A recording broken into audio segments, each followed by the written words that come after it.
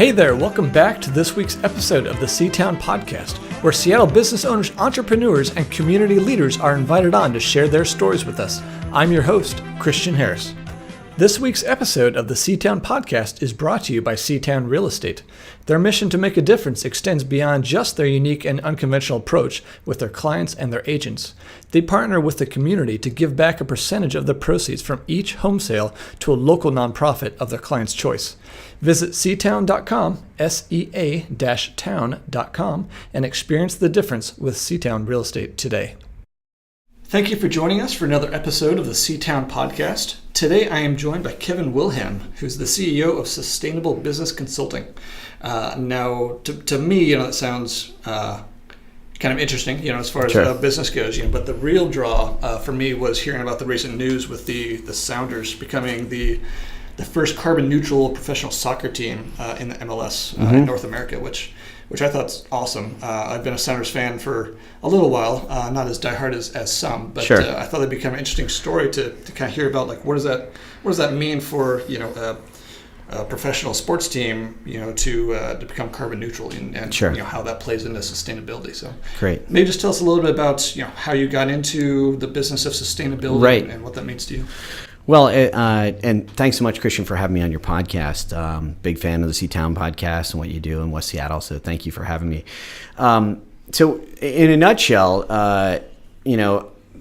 what our firm does at Sustainable Business Consulting is we think and are quite certain that there is business value, profitability, cost savings, and brand value from better social environmental performance. So what we do is we go in with the organizations and we take a look at how they currently run and operate, how they service their customers, how they, what their supply chain looks like.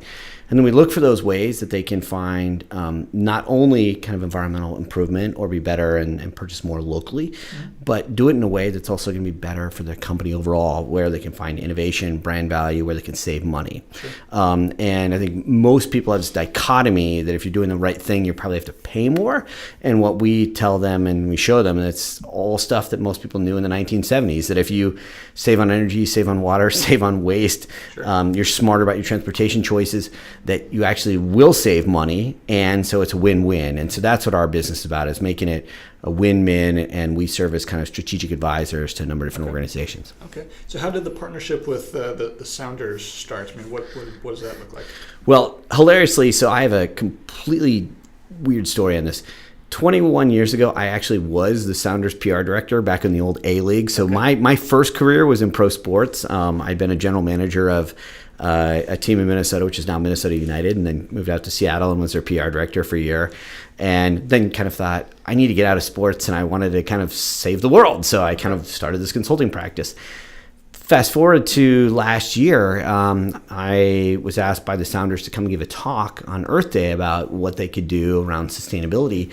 And just that conversation just morphed into, hey, could I help advise them on, their own sustainability practice internally? Mm-hmm. And over the course of the summer, we really started to feel like, hey, there's an opportunity here if our firm, SBC, could help the Sounders benchmark their greenhouse gas emissions and see what their total impact was. Okay. And could they find a way to then, offset it?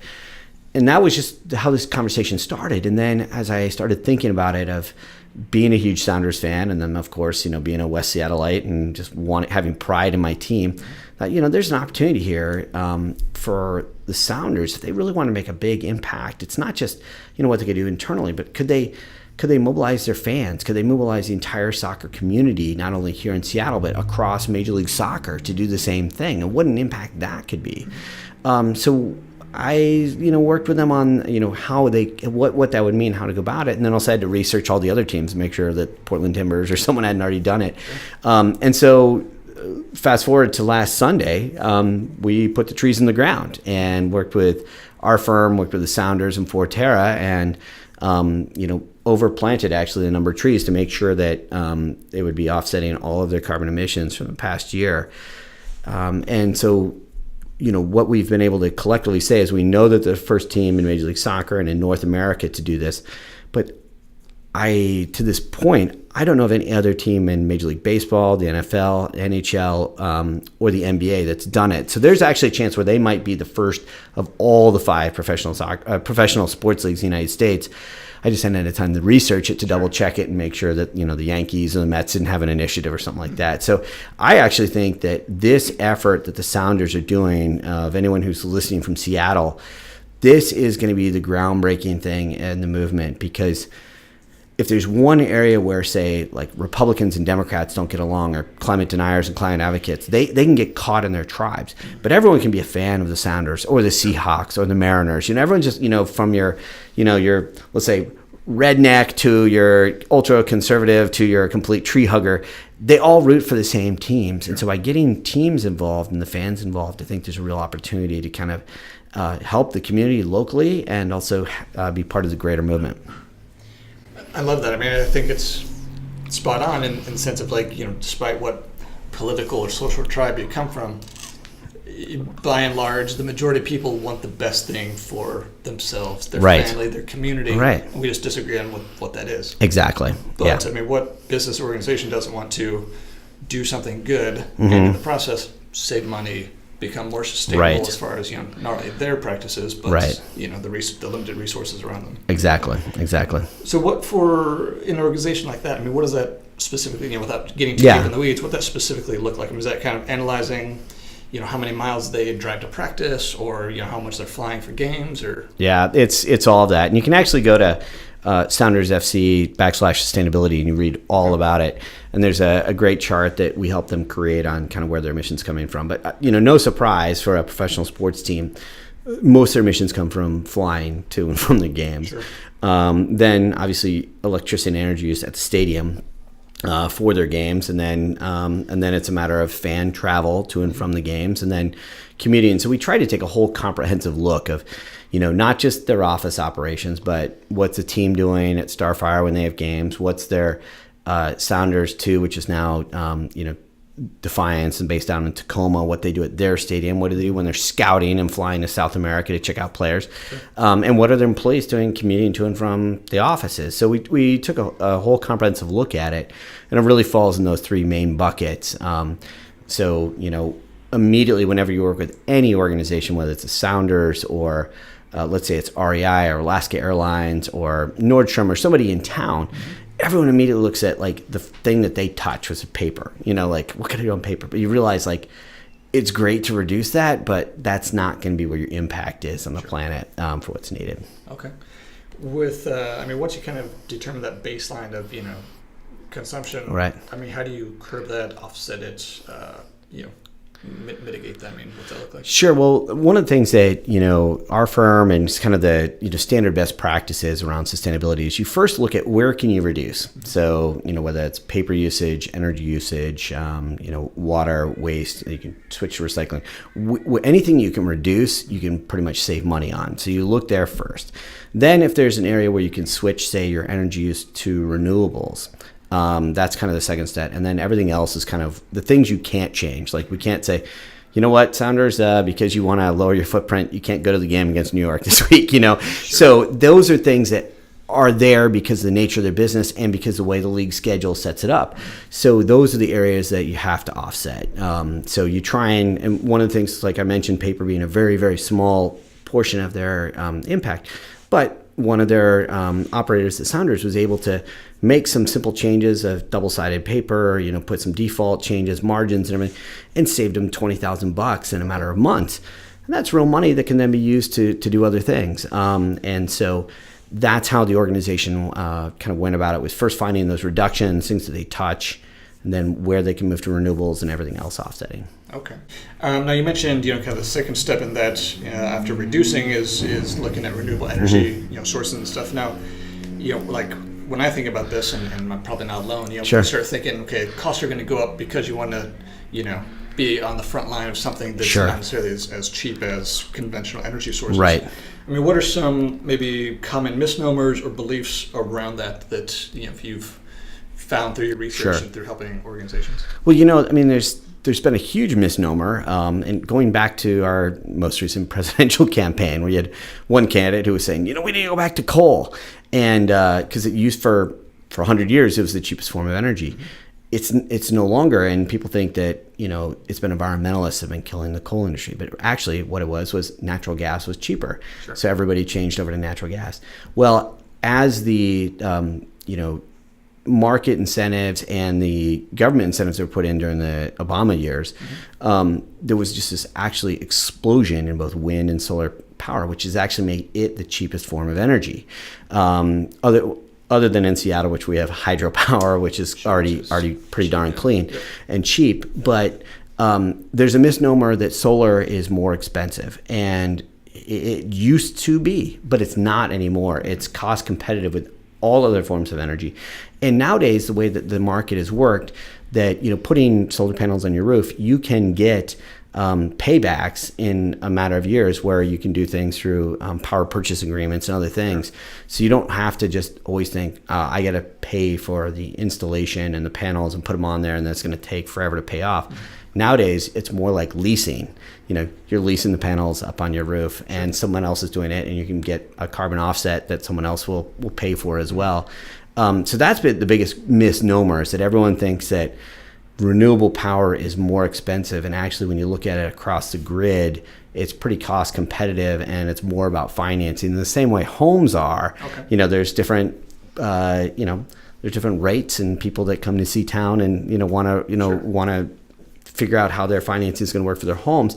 There's going to be some that work better with an upfront higher payment, and some with a lower upfront payment and a longer payback, and it's the same way with solar. Okay.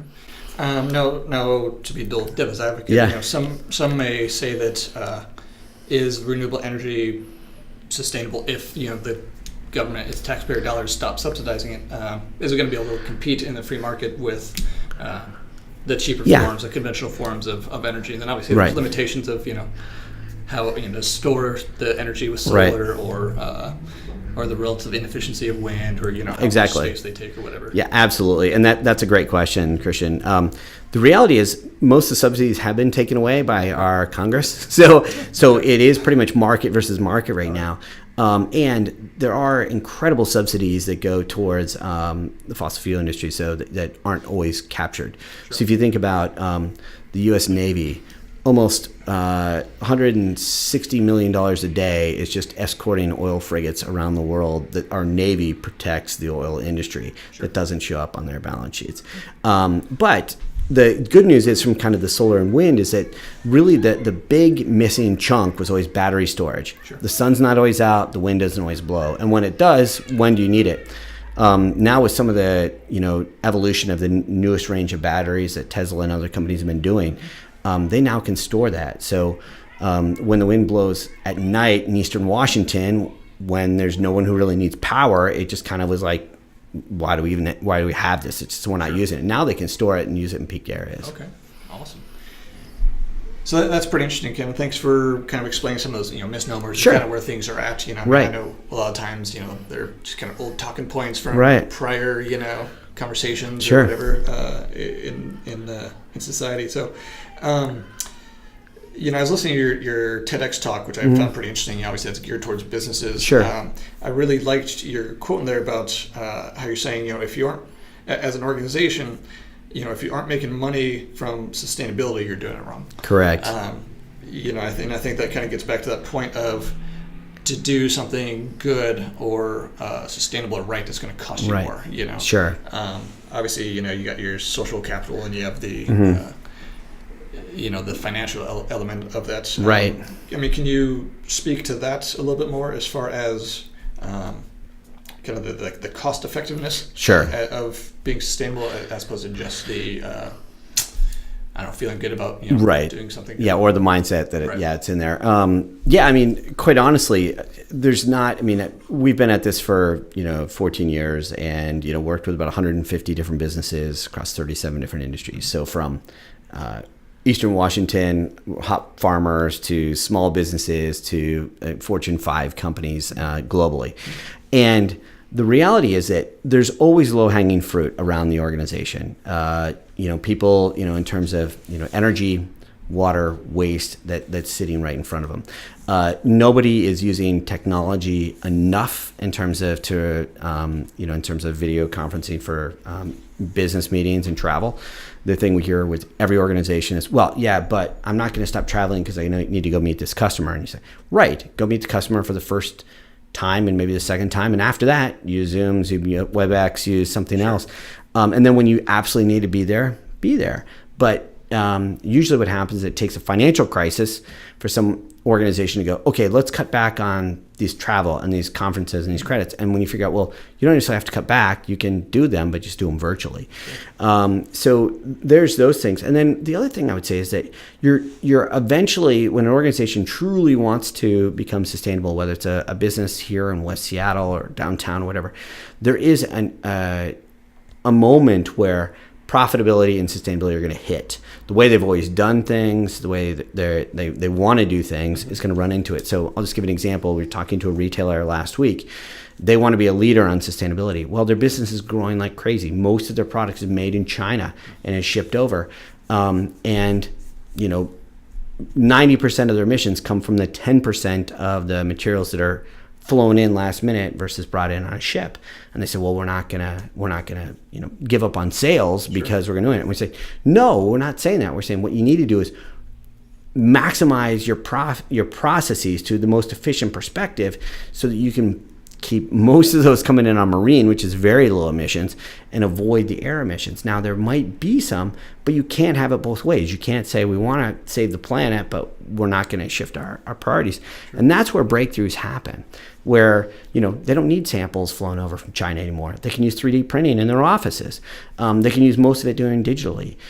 They can look at things on 3D through some of the programs they can do virtually and have conversations live with a designer or developer in China rather than having a sample sent over, try it around, and see if it's going to work.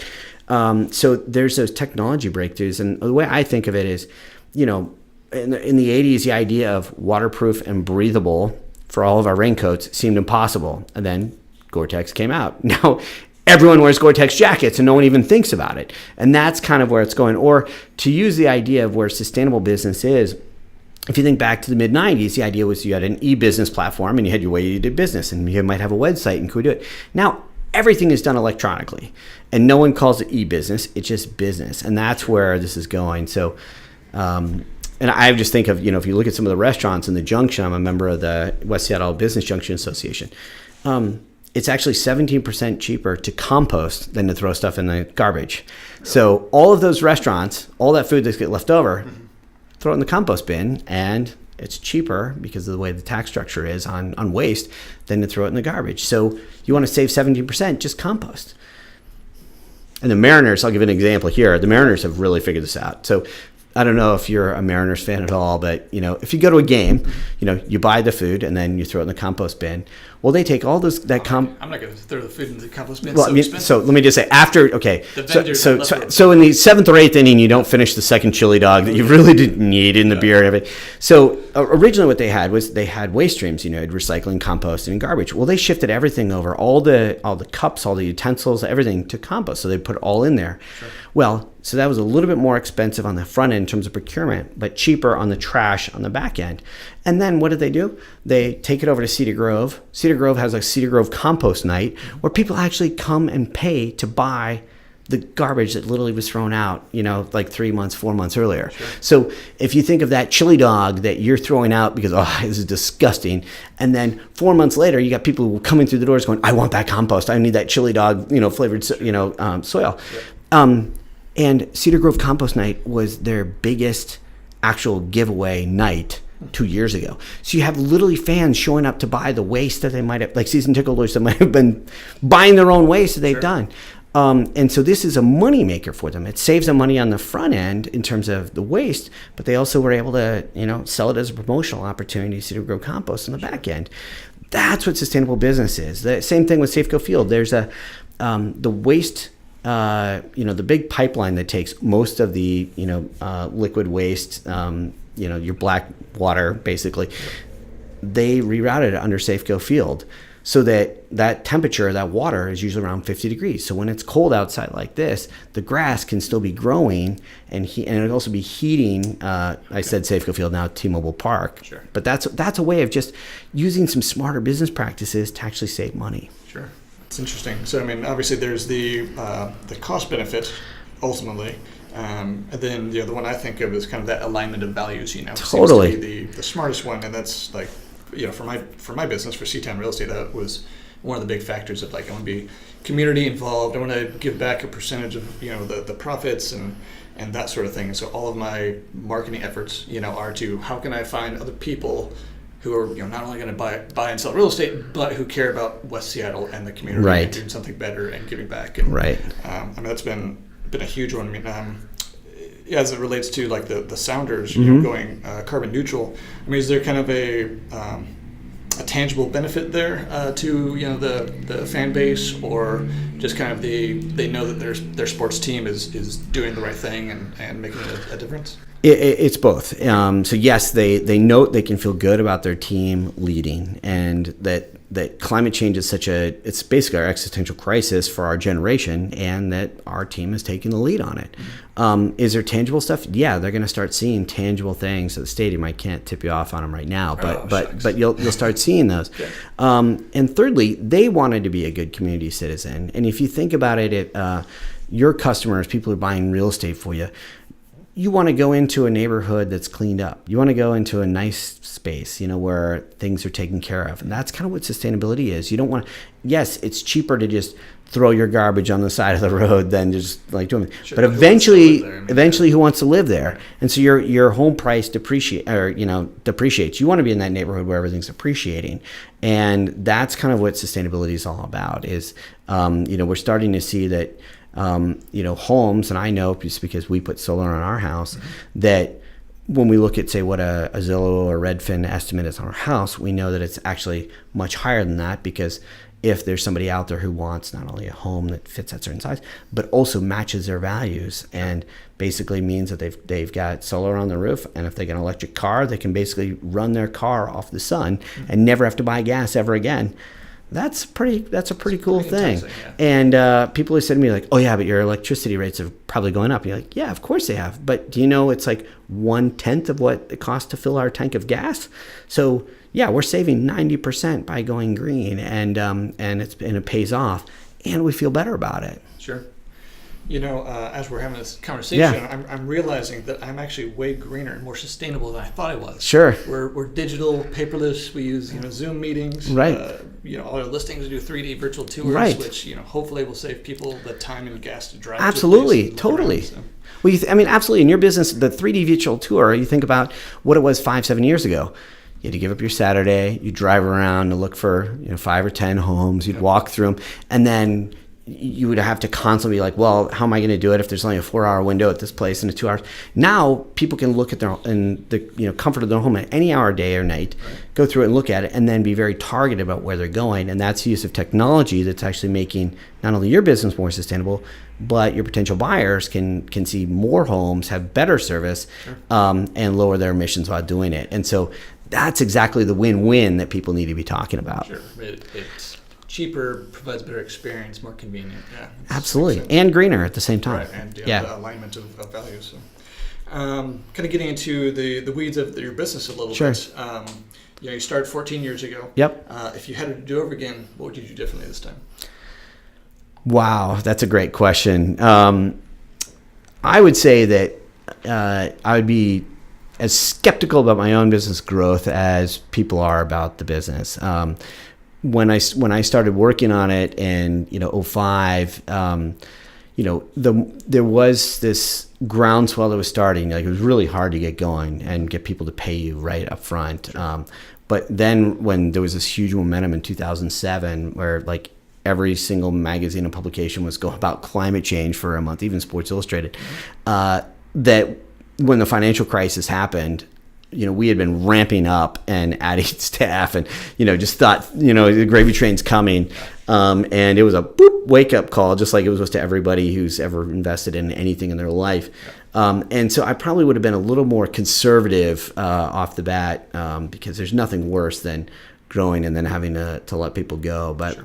I would say that the other thing where I feel really strongly about in terms of when you were talking about your values was that during that time, we had a project that, was going to be a significant dollar amount that would have led us to basically, keep an employee who sat, 15 feet away from me. Mm-hmm. But we totally would have had to sell out our values to work on it. And I literally had this moment kind of in front of the mirror of going, can I honestly let go of this person? I really love them. I care about them. I want to be them. But if I do this now, then I've kind of started a slippery slope of my values and my, that I can't ever get back.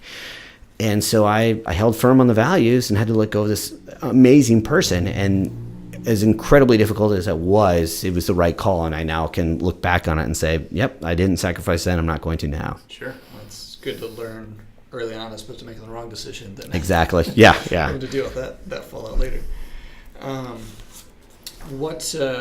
You're a West Seattle resident. That's correct. You've lived here for a while. What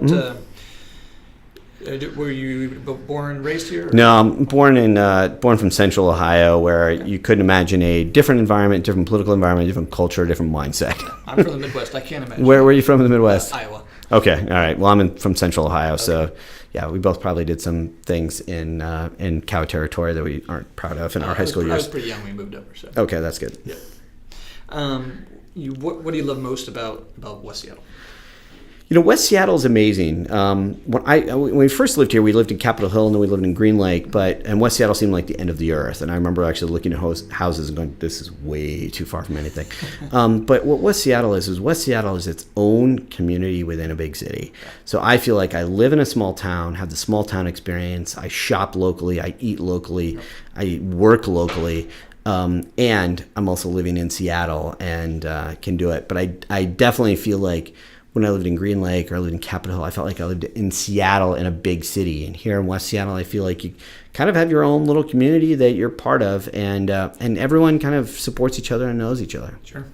Let's say you have some of your friends in town. Mm-hmm. You want to show them what West Seattle's about. Where do you take them? What do you do? Well, I live down by Lincoln Park, so a lot of times we'll go walk around Lincoln Park. Definitely take them down to Alki, show them the beach if it's nice out. You show them the volleyball courts and kind of that area. And then, we usually spend a lot of time, walking around either Admiral Junction or Alaska Junction to shop and eat and support local businesses. And those are kind of some of the highlights. When we have friends in town, and then of course we take them down Pike Place Market or Sure. whatever their interest is. But I'm always shocked at how much of our time we have friends we actually stay in West Seattle and don't go to other parts of town. Sure, that's how you know you're true West Seattleite, right? Yeah, exactly. You don't want to go over the bridge. Well, it's not only that I don't feel like we need to. We have friends come in from Minnesota, California, wherever. Yep. We have what we want to show them. If most time you spend socializing, eating, drinking, walking around, that kind of stuff. So why go 40, 50 minutes away when you can find old growth in Schmitz Park? You can find a great walk in Camp Long. Right. You can walk along the water at Alki. If it's too crowded, you go to Lincoln Park. Mm-hmm.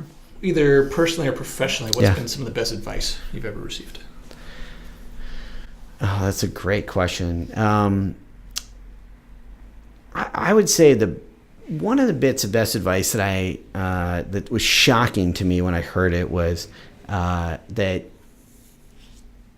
you can't always count on other people to follow through with what they're going to do. When I was young, my early 20s, I always thought, okay, well, if I tell someone I'm going to do something by this date or time, then I'll do it and deliver it to them by that date or time. Sure. And I'll make sure I spell check the work and make sure it's accurate. And I'm always blown away in the business world how that's about 30% of the people, and a lot of people aren't as responsible. Sure. But I'd say some of the best advice that I ever got was to always tell the truth, but tactfully. So, if somebody or someone is going to make a decision, never sit back. You always feel better if you don't bite your tongue. But if you're going to say it, you have to say it in a way that's respectful, that's truthful and honest. And sometimes you have to say the truth in a bit of an anecdote or in a bit of a story or an example. That most people don't prefer that direct confrontation, and especially in Seattle where everyone seems to be, super passive aggressive. But those are some bits of advice that I've always gone on. But, just holding true to your values, that, at the end of your life, whatever it is, you're never going to look back and say, I wish I could have worked more. I wish I would have sold out my values for money. Sure. You're always going to look back and say, did I do the right thing? Did I support the right people? And, and that's what at the end of the day you stand on. I like that. That resonates with me. So essentially, do what you say you're going to do. Right. And tell the truth, but temper it with kindness. Right. Exactly. I like that. Would you say there's, other than those great values to live by, do you have any personal habits that you'd say contributes to your success? Well, yeah. One of the things I think it's having a routine. That you make sure that because everybody has excuses of why they can't do things. We're all super busy, but build in time for exercise. Just because if nothing else, it clears you up mentally and helps you realize where to prioritize.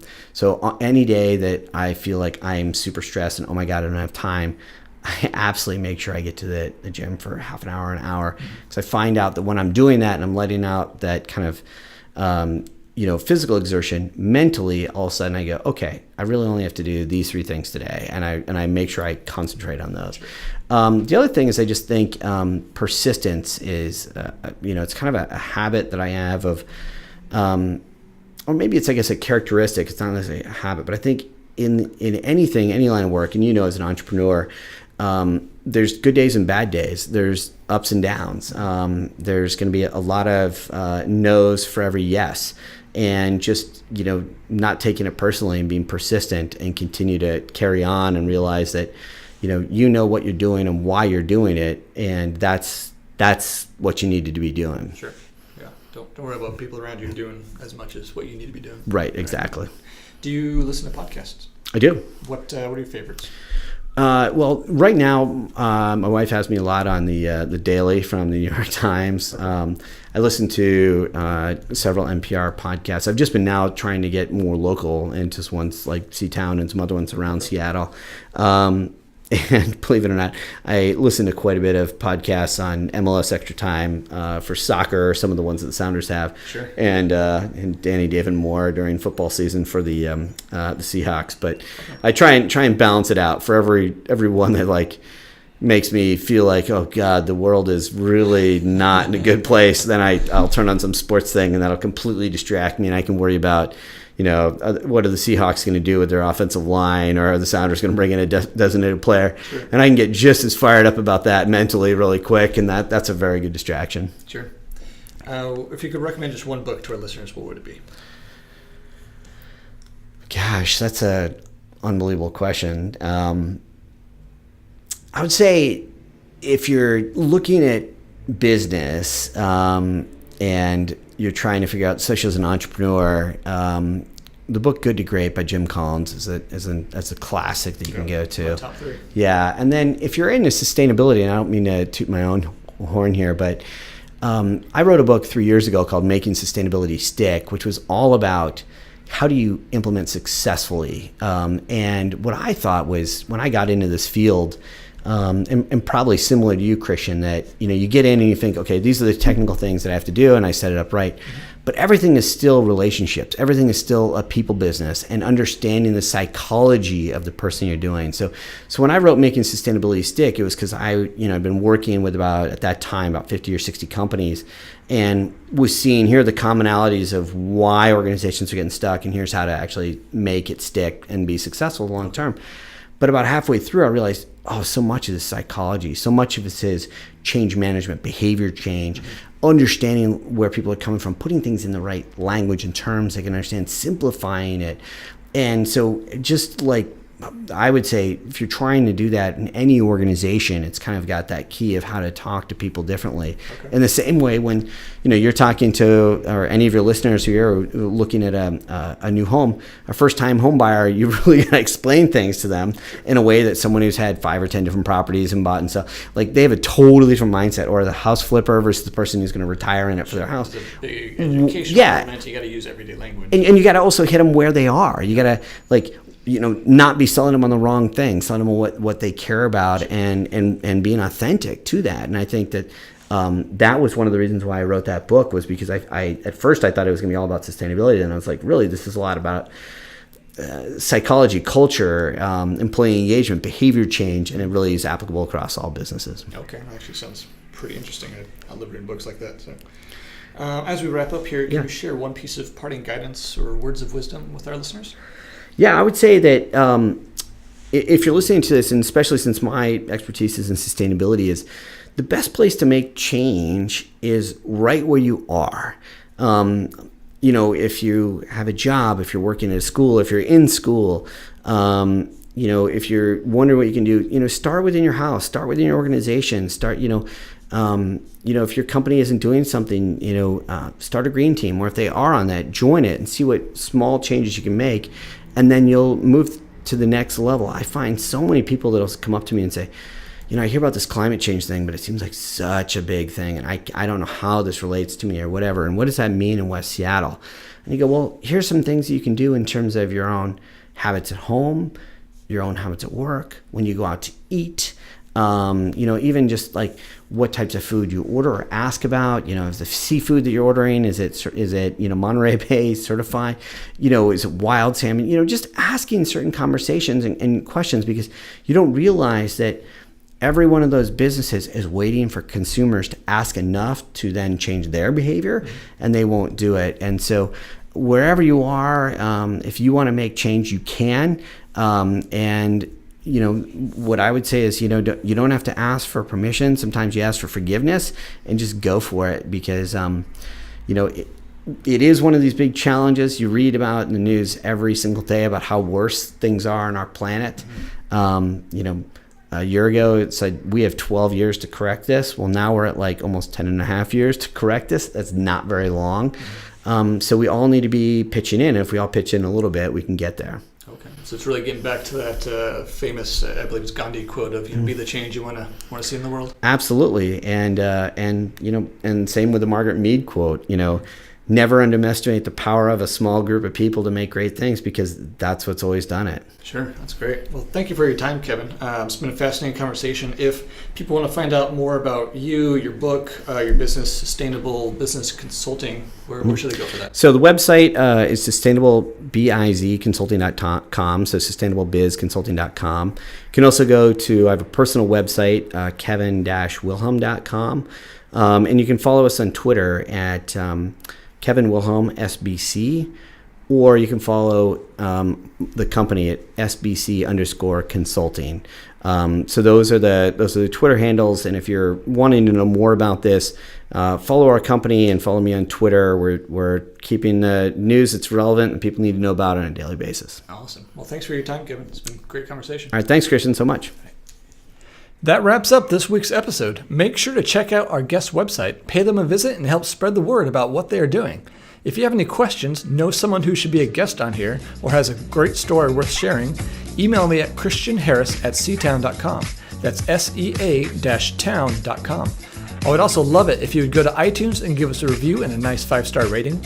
We work hard to bring on great guests and provide exceptional content, and getting a review from you is one way to help the podcast rank well on iTunes so others can find and enjoy the show.